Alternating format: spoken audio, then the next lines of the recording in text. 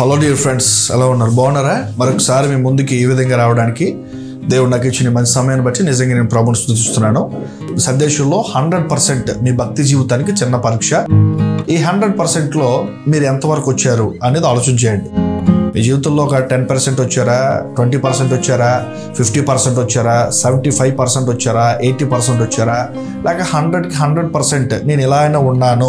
ఈ సందేశం చివరిలో ఖచ్చితంగా మీరు కామెంట్ సెక్షన్లో మీ సందేశం మొత్తం వినిన తర్వాత, మెసేజ్ మొత్తం వినిన తర్వాత కామెంట్ సెక్షన్లో అసలు మీ భక్తి జీవిత యొక్క పర్సంటేజ్ని ఖచ్చితంగా మీరు కామెంట్లో తెలియపరచవలసిందిగా ప్రభుపేట మనం చేస్తున్నాం. పరిశుద్ధాత్మ దేవుడు ఈరోజు మనతో మాట్లాడబోతున్నాడు.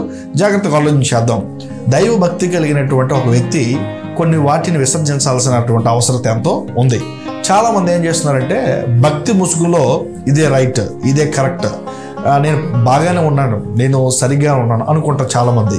ఈ సందేశం ద్వారా నిజంగా మీరు దేవుని మనిషా కాదా, గ్రేట్ మ్యాన్ ఆఫ్ గాడ్, లేక నిజంగా మీరు దేవుని పిల్లలా కాదా, మీరు దేవుడి కోసం బ్రతుకుతున్నారా లేదా, నిజంగా మీ జీవితంలో దేవుడు ఉన్నాడా లేదా అనేటువంటి విషయాలు ఈ మాటల ద్వారా మీకు తెలియపరచడం అనేది జరుగుతూ ఉంటుంది. చాలా మంది అంటుంటారు నేను దేవుని మనిషిని అంటారు. అసలు దేవుని మనిషిలో ఉండకూడని విషయాలు కొన్ని ఉన్నాయి. అవి 4. మొదటిగా మనం ఆలోచించగలిగితే ఇతడు దేవుని మనిషి, దేవునికి సంబంధించినడు, దేవుడి కొరకు జీవిస్తున్నవాడు అనేటువంటి వ్యక్తిలో ఉండకూడని లక్షణం ఏంటంటే అటువంటి వ్యక్తి దేవుణ్ణి దుఃఖపెట్టి పనులు చేయడు, పరిశుద్ధాత్మ దేవుడికి వ్యతిరేకంగా పనిచేయడు, ఆత్మదేవుడు సహాయం తీసుకుని తన పనిబాట్లు చేసుకుంటూ వెళ్తూ ఉంటాడు. ఇక్కడ ఒక విషయాన్ని నేను మీకు చెప్పాలి. సహజ ఆకర్షణ దైవభక్తి గల మనుషుల్ని పాపంలో పడేలా చేస్తాయి. ఆలోచన చేయండి. దైవ భక్తి కలిగినటువంటి ఒక వ్యక్తిని సహజ ఆకర్షణ ఏదైతే ఉందో ఆ వ్యక్తిని పాపంలో పడేటట్లు చేస్తాయి.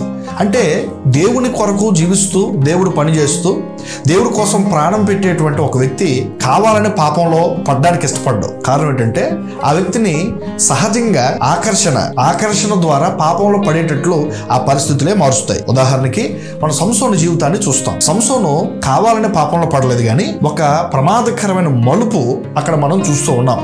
చాలా బలవంతుడు, 1000 మందిని చంపినటువంటి సంసోను, ఫిలిస్తీన్కి సంసోను అంటే మహాభయం, గజగజ వణికిపోయేటువంటి పరిస్థితులు. సంసోను జీవితంలో పడిపోవడానికి దారి తీసినటువంటి ఏకైక కారణం వ్యభిచార జీవితంలో తన బ్రతుకుల్లో దేవుడికి చాలా దూరం అయిపోయాడు. ఇంత బలవంతుడు కూడా చూడండి, ఇంత శక్తివంతుడు కూడా 1000 మందిని చంపినటువంటి సంసోను వ్యభిచారం మోకాల మీద పడేటట్లు చేసింది.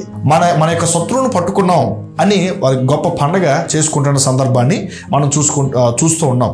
వ్యభిచారం ఎంత ప్రమాదకరం అనేది ఆలోచన చేస్తే బలవంతుడిని కూడా, శక్తివంతుడిని కూడా, ఫిలిస్తీన్లను భయం పుట్టించేటువంటి కార్యాలు చేసేటువంటి ఫిలిస్తీన్ను కూడా మోకాల మీద పడేటట్లు చేసింది వ్యభిచారం. కాబట్టి ఆలోచన చేయండి. ఇక్కడ మనం చూస్తున్నాం ఏమండి, దేవుని ఆత్మచేత నడిపించబడినటువంటి ఈ యొక్క సంసోను జీవితంలో తను ఫెయిల్ అయిపోయాడు. అసలు యాక్చువల్ చెప్పాలంటే ఇశ్రాయేల్ న్యాయాధిపతి, ఇశ్రాయేల్ పక్షాన దేవుడు న్యాయాధిపతిగా ఎంపిక చేసుకున్నటువంటి కొందరిలో సంసోను ఒకడు. కారణం ఒక సహజ ఆకర్షణ, ఒక పొరపాటును చేయడం బట్టి మరొక పొరపాటు చేశాడు, ఆ పొరపాటును చేయడం బట్టి మరొక పొరపాటు చేశాడు. తాను ఒక న్యాయాధిపతి, ఫిలిస్తీన్ దేశంలో ఫిలిస్తీన్లు అమ్మాయిలతో ఈయనకేం పని అనేది ఆలోచన చేస్తే దానికి సమాధానం లేదు. కానీ అపవాది ఏం చేశాడంటే ఏమండి, తనలో సహజ ఆకర్షణ ప్రకారంగా తీసుకొని వచ్చి సహజ ఆకర్షణ చూపించి తనను పాపంలో పడేటట్లు చేశాడు.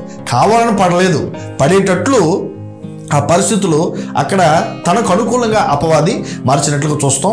దలీలను వాడినట్లుగా మనం చూస్తాం. దలీలు కోసం మరిన్ని విషయాలు తెలుసుకోవాలంటే మన ఛానల్లో దలీల కోసం కూడా చాలా విషయాలు చెప్పడం జరిగింది. ఈ విషయాలన్నీ కూడా మీకు ఎందుకు చెప్తున్నానంటే అట్లాగే సొలొమోను కానివ్వండి, దావీదు కానివ్వండి, ఇట్లా వీళ్ళందరి జీవితాల్లో కూడా కావాలనే పాపం తప్పు చేయటానికి ముందుకు రాలే, కానీ ఆ పరిస్థితులు వారిని అలా చేయటానికి ప్రేరేపించబడ్డాయి. కాబట్టి ఆ పరిస్థితుల్లో వారు అలా పడిపోయారు, మరలా తిరిగి లేచారు. అయితే గ్రేట్ మ్యాన్ అంటే దేవుడు, ఇతను నిజంగా దేవుని మనిషి అనేవాడిలో ఇవి ఉండకూడదు. దేవుని స్తోత్రం. ఇది మొదటి పాయింట్.